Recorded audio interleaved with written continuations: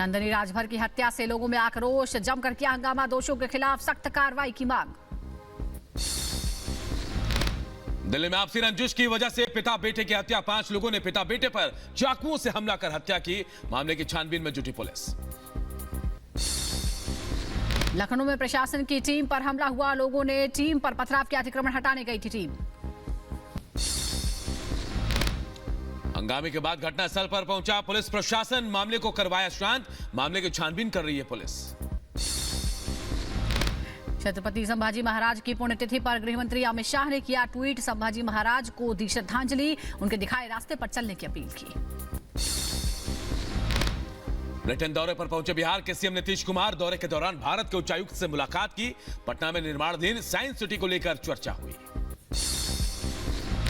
3 दिवसीय मॉरिशस दौरे पर रवाना हुई राष्ट्रपति द्रौपदी मुर्मू, राष्ट्रीय दिवस समारोह में करेंगे शिरकत, कई अन्य कार्यक्रम भी शामिल होंगी। रूस यूक्रेन जंग को लेकर अमेरिकी रिपोर्ट में बड़ा खुलासा, यूक्रेन पर परमाणु हमले की तैयारी में था रूस, पीएम मोदी की दखल पर पुतिन ने बदला फैसला। अयोध्या यात्रा पर राजस्थान के सीएम भजनलाल शर्मा और उनकी पूरी कैबिनेट, सभी मंत्रियों में खासा उत्साह। अयोध्या पहुंचे राजस्थान के सीएम भजनलाल का बयान, कहा हमारे रोम रोम में बसे हैं राम।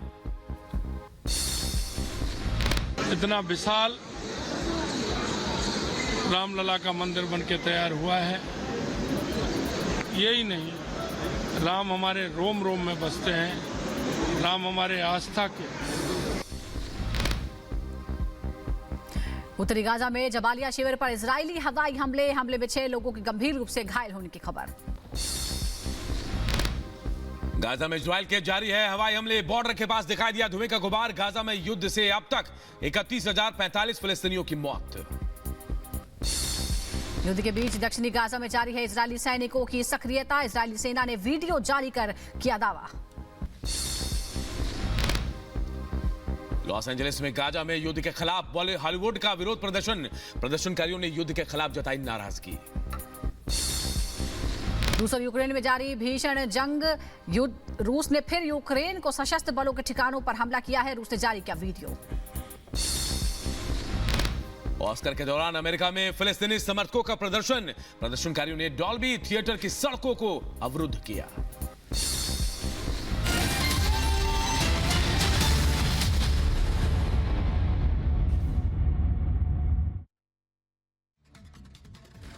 और एक बड़ी और अहम खबर इस वक्त आपको बता दें, रूस यूक्रेन युद्ध से जुड़ी हुई बड़ी खबर है। दरअसल अमेरिकी मीडिया ने बड़ा दावा किया है। अमेरिकी मीडिया का कहना है कि परमाणु हमला प्रधानमंत्री नरेंद्र मोदी की वजह से रुका था। अमेरिकी मीडिया ने यह दावा किया। अमेरिकी मीडिया का यह कहना है कि पीएम मोदी ने रुकवाया परमाणु हमला, रूस करने वाला था परमाणु हमला, पुतिन से बात करके पीएम मोदी ने यह हमला रुकवाया है। 2022 में यूक्रेन पर परमाणु हमला करने वाला था, तब प्रधानमंत्री नरेंद्र मोदी ने पुतिन से बात करके हमला रुकवाया था। अमेरिकी मीडिया का यह बड़ा दावा है। अमेरिकी मीडिया के हवाले से यह बड़ी खबर आ रही है। और चलिए अब आपको सुनाते हैं सितंबर 2022 में एससीओ समिट में पीएम मोदी का वो बयान, जिसमें उन्होंने राष्ट्रपति पुतिन के सामने कहा था कि एक्सीलेंसी अब युद्ध का समय नहीं है। क्या कुछ कहा था, सुनाते हैं। आज का युग युद्ध का है नहीं, और हमने फोन पर भी कई बार आपसे इस विषय में बात की है कि डेमोक्रेसी और डिप्लोमेसी और डायलॉग, ये सारी बातें ऐसी हैं कि जो दुनिया को एक स्पर्श करती हैं। आने वाले दिनों में शांति के रास्ते पर हम कैसे बढ़ सके, उसके विषय में जरूर आज हमें चर्चा करने का मौका मिलेगा। आपका व्यू पॉइंट समझने का मुझे भी एक अवसर मिलेगा। लेकिन फिर भी जो विषय हैं जिसकी बातें मैं करता रहता हूं, एक्सेलेंसी, भारत और रशिया के संबंध अनेक गुना बढ़े हैं। हम इन संबंधों को इसलिए भी महत्व देते हैं कि हम एक ऐसे मित्र रहे हैं जो पिछले कई दशकों से हर पल एक दूसरे के साथ रहे हैं, और पूरी दुनिया भी जानती है कि भारत के साथ रशिया का नाता कैसा रहा है। तो पीएम मोदी की बात आपने सुनी। पीएम मोदी का लोहा अब अमेरिका भी मान रहा है। रूस यूक्रेन युद्ध पर मीडिया रिपोर्ट्स का दावा है कि मोदी विरोधियों की नजर नींद उड़ा सकता है, इस तरह का दावा किया गया है। अमेरिकी मीडिया ने दावा किया है कि रूस जब 2022 में यूक्रेन पर परमाणु हमला करने वाला था, तब पीएम मोदी ने पुतिन से बात कर उसे रुकवाया। क्या कुछ खबर सामने आई है, इस रिपोर्ट में आपको दिखाते हैं।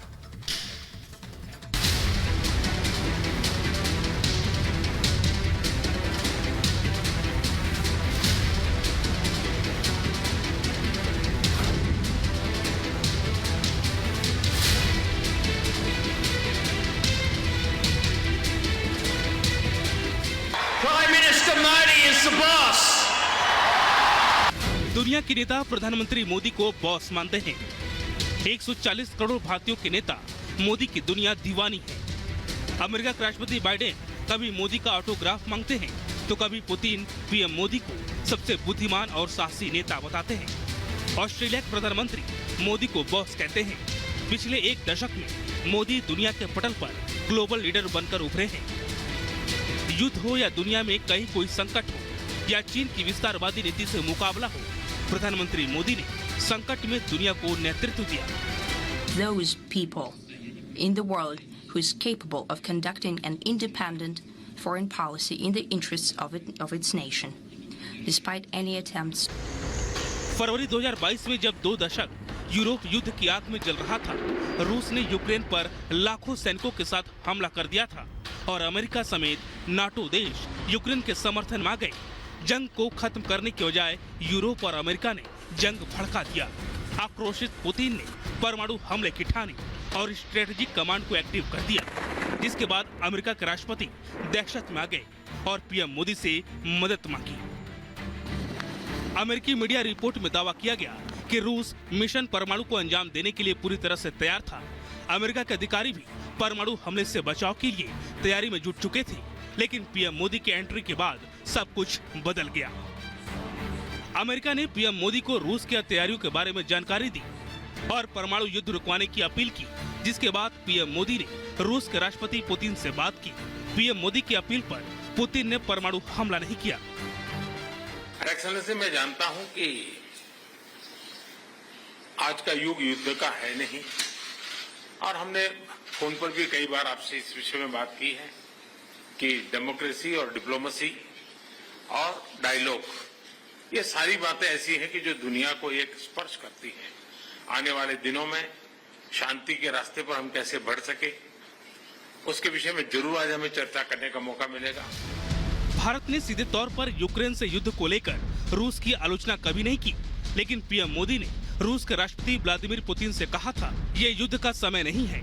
पीएम मोदी के इन प्रयासों का ही नतीजा है कि फ्रांस के राष्ट्रपति मैक्रोन भी खुद को उनकी तारीफ करने से रोक नहीं पाते। फ्रांस के राष्ट्रपति ने संयुक्त राष्ट्र में पीएम मोदी के इन प्रयासों की तारीफ की थी। जब जब मानवता पर संकट के बादल छाए हैं, पीएम मोदी संकट मोचक बनकर सामने आए हैं।